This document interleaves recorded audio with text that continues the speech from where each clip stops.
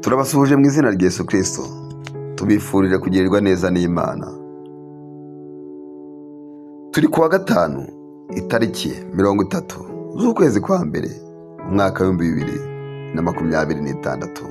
Ni umunsi wa 30 w'umwaka. Iri ifasha ry'umunsi tugeze ku gice cya 464 muri kumwe na Fulgence Mutabaruka.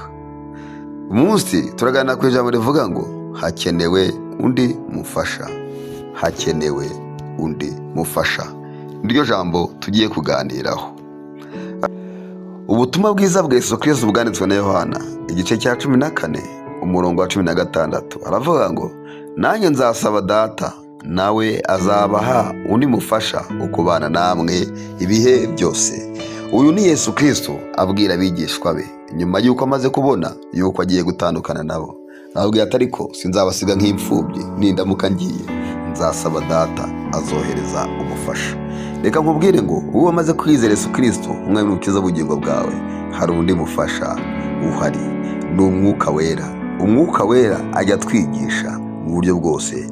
Umwuka Wera akwigisha uko wifata, akwigisha uko uvuga, akwigisha uko ugenda, akwigisha abo mukwiye kugendana n'abo mudakwiye kugendana, akwigisha uko wambara, akwigisha uko uvuga, akwigisha ubwenge bw'ubuzima.